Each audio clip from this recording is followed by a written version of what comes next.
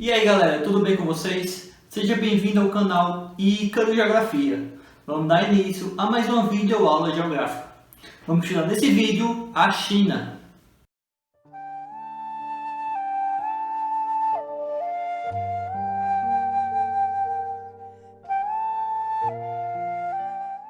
Então pessoal, vamos dar início à nossa aula estudando o grande dragão vermelho. Filhos de dragão era assim que os antigos imperadores chineses se chamavam.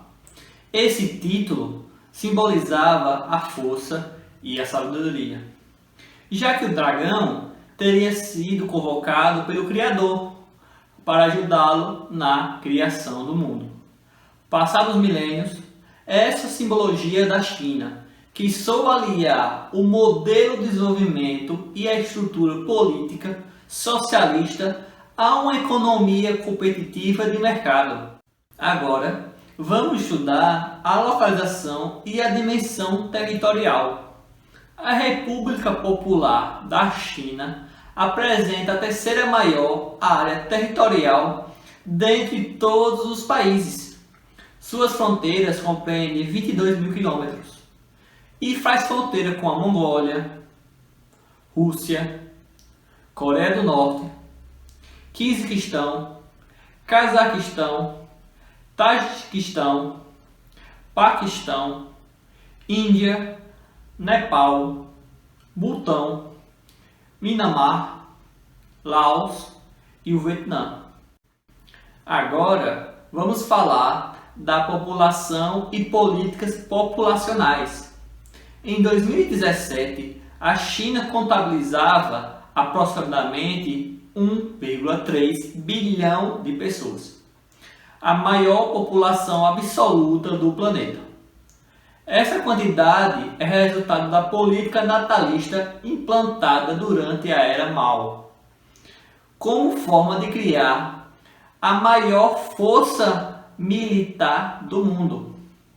Porém, no final da década de 70, os problemas sociais, políticos e urbanos fez com que o governo chinês passou a impor a política antinatalista do filho único, em um plano governamental que estabelecia para as zonas urbanas a lei do filho por casal.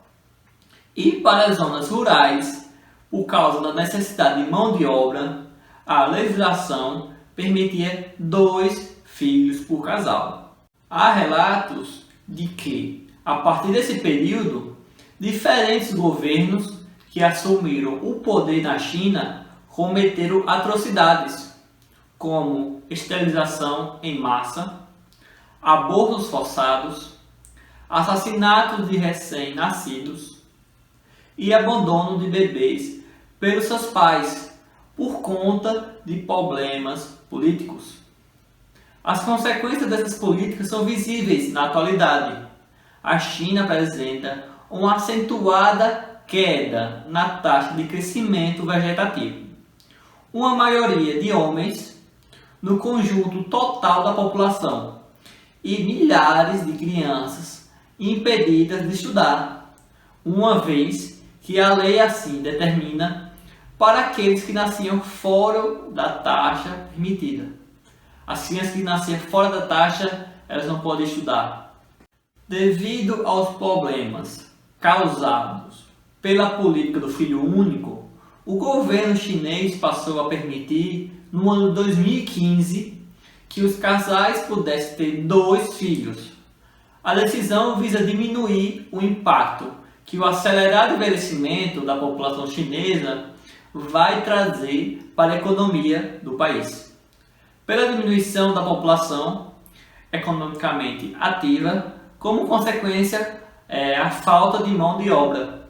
A distribuição espacial da população chinesa é bastante irregular, em razão de 2 fatores: natureza e as áreas de desenvolvimento econômico. As condições naturais são o relevo, o clima, vegetação e hidrografia.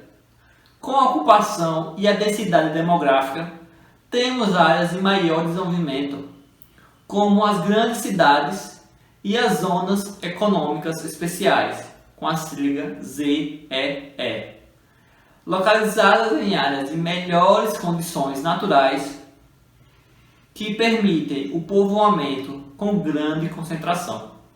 As maiores concentrações populacionais da China estão situadas no leste do seu território.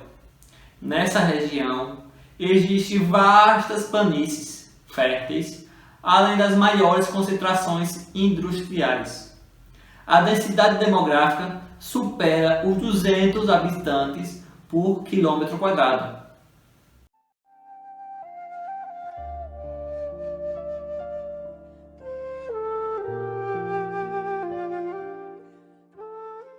Dando continuidade, vamos estudar sua economia. Do Grande Império ao socialismo.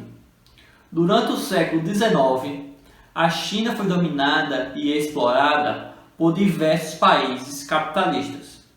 Após a Guerra do Ópio, essa dominação se intensificou, pois os dominadores estrangeiros passaram a contar com o apoio dos mandarins.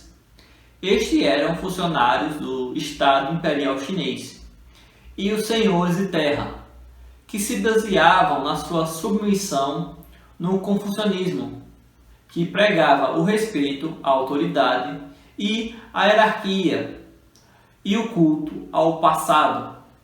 Essa crença servia para manter a estrutura de privilégios tradicionais e a dominação.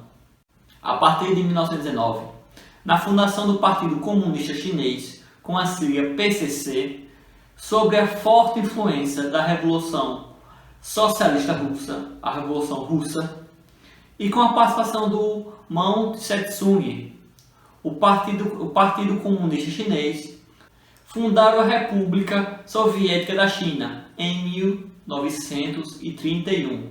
A China, em primeiro momento, adotou o modelo soviético de desenvolvimento que se baseava na estatização dos meios e instrumentos de produção, no desenvolvimento da indústria de base e no planejamento político, econômico e social. Centralizado. Todos os esforços e investimentos foram centralizados na indústria siderúrgica. Em 1966, a Revolução Cultural foi um movimento que pretendia limpar o partido da oposição dentro do próprio governo e que envolveu toda a população da China. Mao mobilizou praticamente toda a sociedade, promovendo uma verdadeira limpeza política. Foi organizada uma milícia popular denominada Guarda Vermelha, que colocaram em prática expurgar os dissidentes, quaisquer que fossem, professores, dirigentes, militares, ninguém estava a salvo. Mao impôs sua linha política e consolidou sua autoridade. Assim, afastou todos os seus opositores e assumiu poderes absolutos acima do Partido Comunista Chinês, transformando no líder máximo nacional. Em 1976, com a morte de Mao, a Revolução Cultural foi encerrada. No mesmo ano, iniciou um período de reformas econômicas e sociais. As prioridades governamentais passaram a ser a modernização e o desenvolvimento do país, através de acordos de relações comerciais com o mercado comum europeu e da ampliação das relações com o bloco capitalista. O governo tinha como metas de modernização a agricultura, a indústria, a defesa nacional e a tecnologia. O programa tinha os seguintes pontos: liberação para pagamento diferenciados de acordo com o desempenho, cargo ou a função. Introdução controlada no conceito de lucro nas empresas. Liberação para a entrada de capitais e tecnologia estrangeira. Incentivo ao consumo e aquisição de modernas tecnologias de produção. Aos poucos, o extenso programa de reformas foi abrindo as portas da China para o mundo, fazendo com que uma crescente onda de investimentos externos fosse aplicadas no país, nos quais as empresas estrangeiras podiam investir livremente capital e tecnologia. Por fim, os problemas da China atual, há mais de 20 anos, a China apresenta um crescimento econômico extraordinário, entre os 8% e 10% anuais, colocando-a como o país de segunda maior economia do mundo. Os governos chineses conjugam a ampliação do processo de abertura econômica a uma forte centralização política, fundamentada na manutenção do Partido Único, na censura sobre as comunicações e repressão a manifestações contrárias ao regime político. Então, pessoal, quem gostou desse vídeo, não se esqueça, se inscreva no canal, curta esse vídeo, comente, compartilhe com seus amigos e até a próxima. Valeu!